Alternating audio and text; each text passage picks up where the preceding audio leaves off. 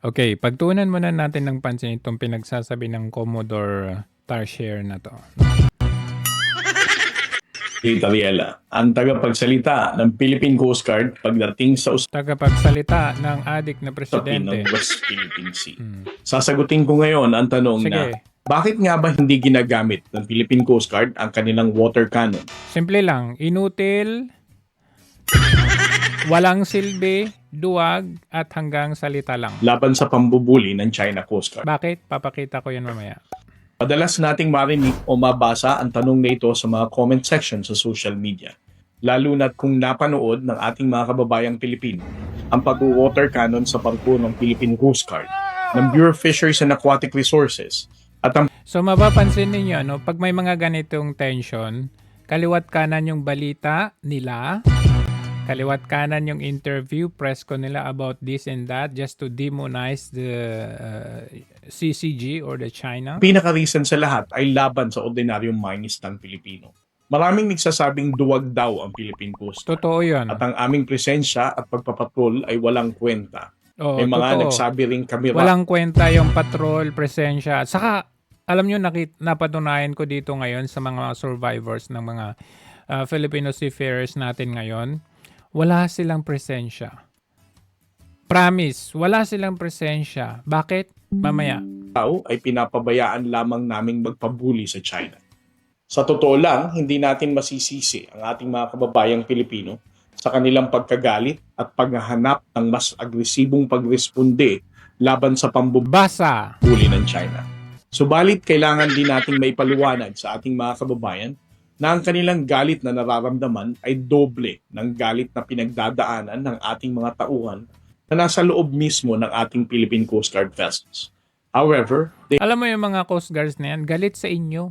Hindi sila galit sa kung sino man. Sa inyo sila galit kasi wala silang choice kundi sundin ang inyong mga orders. have to exercise restraint and ensure professionalism sa pagtugon sa pambubuli na ito ng China. Pambubuli Hindi ito dala ng karuwagan, subalit ito ay pagpapakita ng kanilang professionalismo at pag-unawa sa kung ano ang mas strategic action against China's bullying behavior. Ang pinakaunang Oo, dahilan una. dito ay dahil nga alam natin na ang China ay humahanap ng paraan para maisisi sa atin ang Oh. pagtaas ng tensyon sa West Philippine Sea.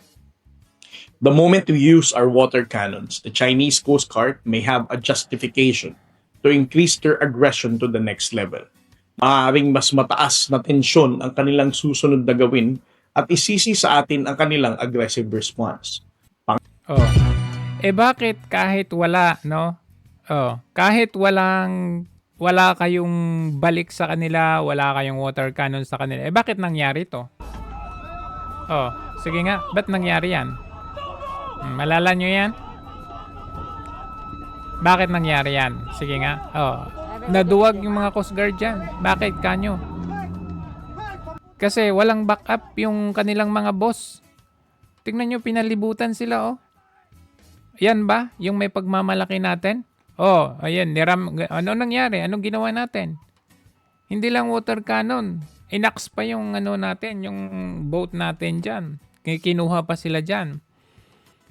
Di hanggang salita lang tayo. Wala nga, hindi pa nga tayo nag-retaliate. Wala pa tayong water cannon dyan. Anong ginawa natin? Wala. Hanggang salita lang itong si Tariela. Natin, pangalawa. Sa paggamit ng water cannon, ay ano ba ang strategic objective? Bakit natin ito gagamitin? Kung napapaligiran tayo ng 3 hanggang 5 naglalakihang barko ng China, at kung ang paggamit ng water cannon ay magiging dahilan para itaas ng China ang kanilang agresyon, hindi ba't mas logical to evade their bullying and proceed to a safer location?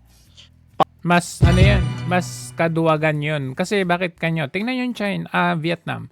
Vietnam nears completion of militarized South China Sea outpost. Ngayon lang to, December 17, 2025. Tingnan nyo naman yan, Samantalang tayo hanggang lumang barko. Yung BRP, Sierra Madre sa Ayungin Shoal. Hanggang dun lang tayo, nung 1999 pa yon. Etong Vietnam, talagang airstrip yan. Hindi lang yan, ang dami. Pinakamarami. Mas marami pang inilagay na outpost ang Vietnam, no, kaysa sa China mismo. South China Sea yun. O anong ginawa nung China? O ayan o, 21. As of 2025, late 2025, 21 Vietnamese occupied featured in Spratly, now featuring reclaimed artificial land. Ayan, since 2021 yan. Ibig sabihin, nag-elevate sila, creating 3,319 acres na land. 70% of the total artificial land created by China. Ibig sabihin, mas marami pa sila kaysa sa China. O ano nangyari? Wala, di ba? Tayo, hanggang sat-sat lang. Panghuli at ang pinakamahalaga sa lahat ay dahil kinikilala natin ang tamang paggamit ng water cannon. Oh. Ito ay para makapagligtas ng buhay. Oh. Nasaan kayo nito? Ito, sige, panoorin natin. Ang pinakatanong ko lang ngayon, nagkaroon ng distress, nag-capsize ang barko ng Filipino seafarers. Nasaan ang Philippine Coast Guard nito?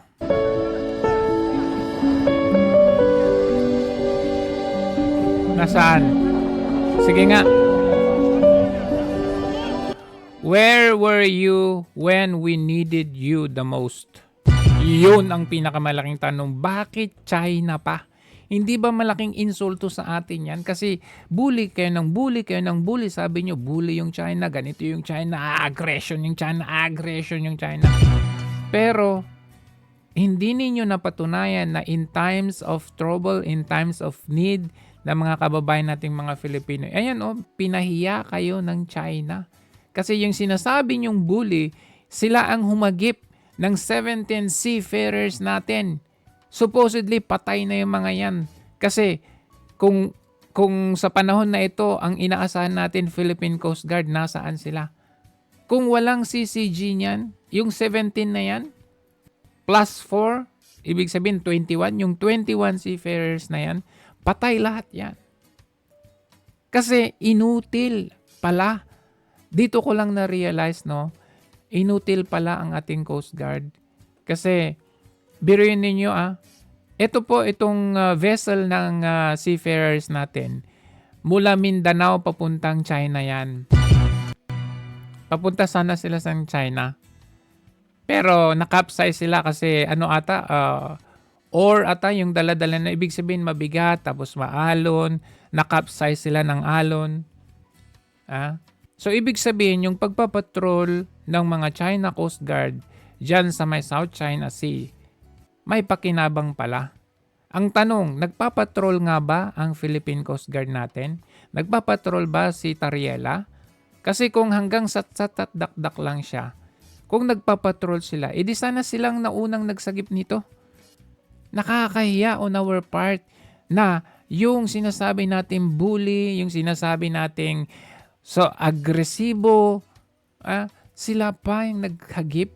Ito po hindi AI. Ito po hindi to gawa-gawa. Hindi ito invento.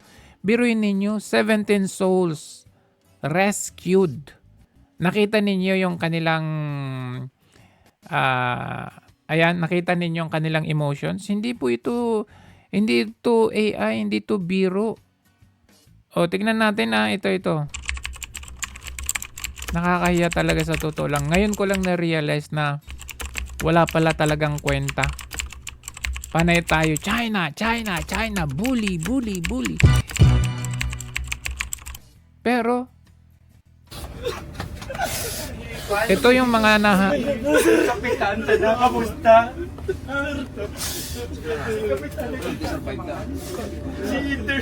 Si third engineer, wala ko pamakuhan ko. Wala ko na mukha na, sir. ngayon yung sabihing AI ito.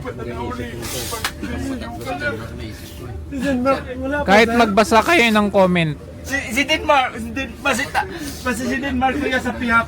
Si Uno sa pihak. ito nakakatawa nito May comment pa nga dito, Scarborough Shoal is Philippine territory and EEZ. Sige, sabihin na natin Philippine territory. Kahit atin na yan. Ang tanong, merong na-capsize na Filipino boat or vessels dyan. Kung teritoryo pala natin yan, bakit hindi yung Coast Guard ng Pilipinas ang nagsagip sa mga to? Hindi ba nakakahiya kayo? So, ibig sabihin, di mas maganda pala na merong umaaligid dyan na China Coast Guard kasi sila pala yung sa totoo lang, kung yung sinong hindi mo ini-expect na magsasalba sa ating kapwa Pilipino, ay sila pa yung magsasalba. Tapos kayo, nasaan kayo? Yung bunganga ng isang tarsier lang ang dakdak ng dakdak dyan, ha? Pero wala palang kwenta. Man, nga barko na narigabit Okay, na si kato. Uno, si Okay, Janjan. si Uno. Janjan. Si Janjan, hindi ko pa na-kwanjit. Hindi ko pa mabalitaan. Nakita ko to daan sa Jan, mga pagtalo niya dito sa diretso sa ano. Pero ako sa lepra pre. Mga bata pa iba dito. Ngayon yung sabihin na hindi na ito ay invento, na ito ay palabas lang. Yung sama ko patay nila doon. Tawag lang natira Kaya yun. si Bertidaso, post ko. Si Uno, ha? Buhay ang yun na Si Janjan. Si Janjan. Nakakaiyak eh. Ako nakatingin sa iyo. Nakakaiyak dahil tingnan nyo naman syempre nasa gift. May mga pamilya ang mga to, maghahanap buhay lang naman ang kanilang intention. Tapos malagay sila sa ganito. Alam mo yung feeling na nasa gitna kayo ng karagatan. You're about to die. And then here comes the bully. Sinasabi nilang bully. Sila yung nag-save. Yung sinasabi ninyo na paggamit ng water cannons sa pagsagip, blah blah blah, sinasabi. Asan yung sabi ni Tariela? Sabi niya Tariela? Hindi para manakit ng kapwa-tao at manira ng ibang barko. Oh, Ang ating mga water cannons ay nakareserba lamang sa makatao at mapayapang layon. Tulad ng pagresponde sa pagresponde. Nakakaputang ina talaga. Biruin ninyo ito, sabi ko balik ako dito. Yung emotions nila na pag-iyak nila na yan, hindi po ano yan. Hindi po biro because you're about to die. Help, help, help. Ang dumating, yung pinagpuputakan nila na bully. Alam nyo, tanggalin na natin yung maka-China ka o ano. This is humans. Humanitarian reasons. Regardless kung may awayan. Alam mo yung parang may nakaaway ka. May nakaaway ka, nung time na yun, may nagsusulsul sa'yo. Yung nagsusulsul sa'yo, yun yung iniisip mong kakampi mo. Kaya ikaw, malakas ang loob mo. Kaya yung kaaway mo, sige ka ng sige kasi may taga-sulsul. Akala mo ipagtatanggol ka nung taga-sulsul dyan sa tabi mo. Later on, nag-away kayo nung taong yun. Later on, tapos na yung awayan ninyo. And then one day, nalagay ka sa alanganin. Andun sa tabi mo, yung nagsusulsul sa'yo, pero tumakbo. Yung nag-save sa'yo, yung nakaaway mo pa. Ganun ang ano nito eh. Hanggang salita. You could imagine souls, 17 souls na na-save ng sinasabi natin kaaway natin. Kami nag-iwalay ni Mimili. Pasalamat kita sa ilas ni. We are very thankful of Chinese Coast Guard. We are very grateful for the China Coast Guard. Nakakaiyak kasi saan yung Philippine Coast Guard? Saan yung bungangan nitong si Tarsier na to? We are very thankful. Bakit hindi niya pasalamatan na Philippine Coast Guard? Kasi ang rhetorics na naman ng media natin, no? Ayan. PCG deploys ships, aircraft sa CCG, rescues Filipino. China Coast Guard rescues several Filipino crew members whose cargo vessel capsized off Scarborough Shoal, while the Philippine Coast Guard deploys its vessels and aircraft for search and rescue Saan? Saan yung dineploy ninyo? Lang hiya. operations. In a statement on Friday, January 23, the PCG says the Singapore-flagged MV Devon Bay had 21 Filipino crew members. The agency says the vessel departed from Gutalak, Zamboanga del Sur and was on the way to Zamboanga en route to China. Yangjiang, China, when the Sabihin na natin teritoryo natin maritime yan. incident occurred. According to the PCG, the vessel's last known position was recorded at approximately 141 nautical Sabangan Point, Agno Bay, Pangasinan. miles west of Sabangan Point in Ango Bay, Pangasinan, which faces Scarborough Shoal. This location was recorded at around 8:30 p.m. on Thursday, January 22. The Gabi. PCG says it received a distress report Oh, naka-receive sila ng distress report that the vessel was already listing as approximately 25 degrees. Naka-receive pala sila ng distress report during that time. Bakit nagpapasalamat sila sa China Coast Guard? that the vessel was already listing at approximately 25 Kasi nungalingan degrees, yan? citing the Hong Kong Maritime Rescue Coordination PCG Command Center acquired information from Hong Kong Maritime. Sa Hong Kong pa? Walang hiya. Hong Kong Maritime Rescue Coordination Center. The 10 of the 20 members were rescued by passing China Coast Guard vessel. Grabe, no? Biruin ninyo yun, nasa Pangasinan area sila. Center. The PCG says a Nakatanggap ng distress report? passing China Coast Guard ship rescued Where art thou? 10 of the 21 Filipino crew members. On the other hand, the China Coast Guard says they rescued 13 Says? Tingnan nyo talaga yung reporting na nila. Says? Andyan na oh. Paanong says? Nakita na ninyo oh, to. Coast Guard. Ano sabi nila? Ulitin nyo nga. Ulitin. Ano sabi nyo? Anday nyo. Thank you! Nakakahiya kayo. Balita. International. Oh, ayan.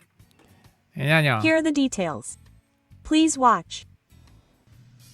A. Ship carrying 21 people capsized in the South China Sea. China and the Philippines are conducting rescue operations. Oh, hindi totoo yan. Ito, tignan ninyo Ito po, last month ito. Yung sinasabi nyong bully, tinulungan ulit ng China. Last month ito. Kaya yung ngayon na itong January 23 na ito, hindi ito bago. Kasi kahit last month ito, saan ang tumulong dito? Thank you. Oh, Thank you. No problem. tinulungan nila, bigyan ng water. Oh, ayan. Oh. Oh.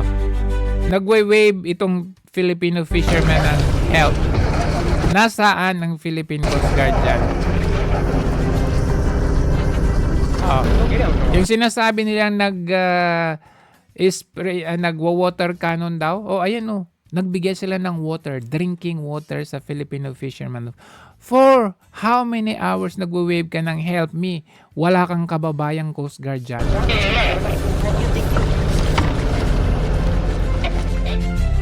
3 days siyang natrap. Walang water, walang food. Binigyan siya ng food, water. Oh, walang hiya. Tapos ang messaging nila, search and rescue ops sa mga nawawalang sakay. Ipinagpapatuloy ngayong umaga ng Philippine Coast Guard ang search and rescue operation para sa 4 na natitirang Pilipinong tripulante ng MV Devon Bay na nananatiling nawawala. Ito ay matapos tumaob ang barko kahapon sa karagatang sakop ng Scarborough Shoal o Bajo de Masinloc.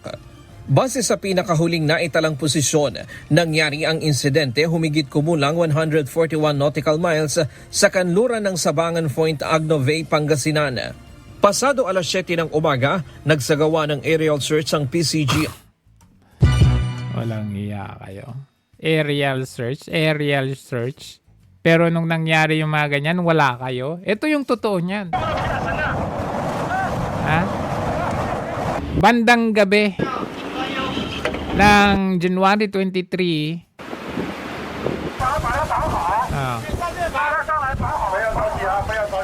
hindi po biro yan. Oh, tingnan nyo yung ayan, tingnan nyo yung kababayan na. Tingnan nyo. Ito pala yung mga bully. Iyan pala yung mga bully. Ayan, pinasakay nila sa kanilang ship mismo. Bully pala mga to. Bakit sila nag-save ng buhay? Nasaan yung mga inutil?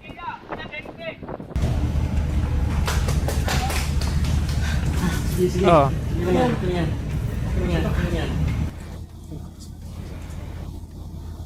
Oh, may medic. CCG number 1. CCG number one. Very hospitable. Nakakahiya kayo. Bunganga mo, Tarsiela.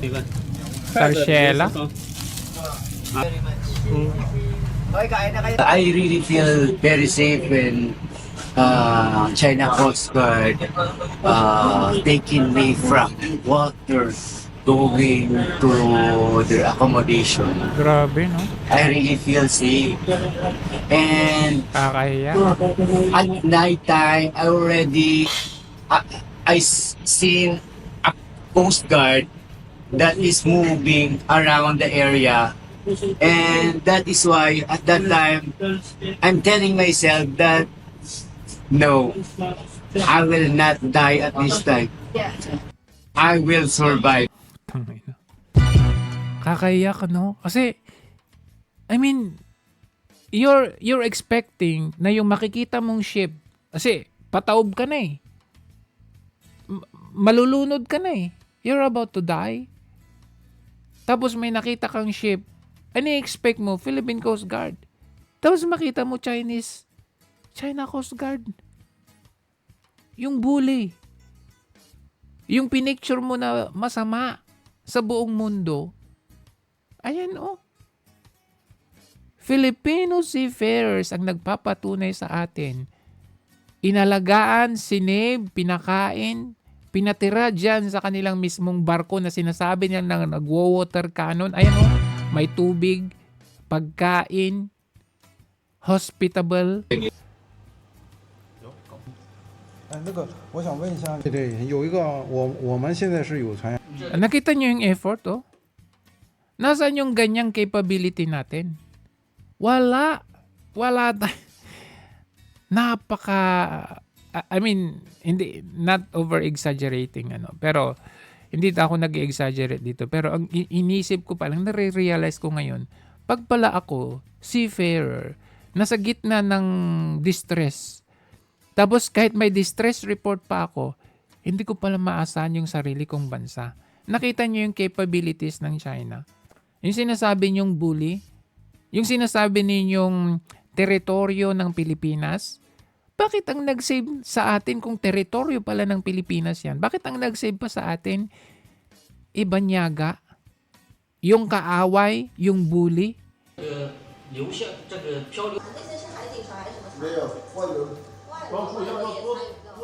I mean, nakakalungkot isipin na yung inaasahan mo sana, yun pa ang tutulong, ay hindi yung pa ang wala.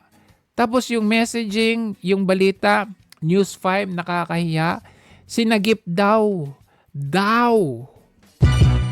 Bakit daw?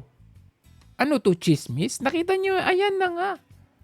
May footage, may ebidensya. Mismong mga Filipino seafarers na survivors ang nagsasabi, thank you very much, CCG. Walang kataga sa kanilang bibig na lumabas na PCG or Tariela or Tarsiela o whatever. Pero ang messaging ninyo, sinagip daw ng China Coast Guard. Bakit daw? Sinagip ng China Coast Guard. Aminin na natin, i-accept na natin na walang kwenta yung bunganga nitong si Tarsier na yan. Ayan o.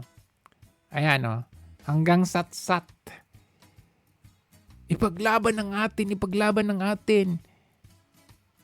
Pero, nalagay sa alanganin ang buhay ng mga seafarers natin. Alam nyo, panawagan sa mga seafarers natin. Mag-ingat kayo, alagaan ninyo yung sarili ninyo dahil hindi ninyo maasahan yung bunganga nitong Tarsier na to.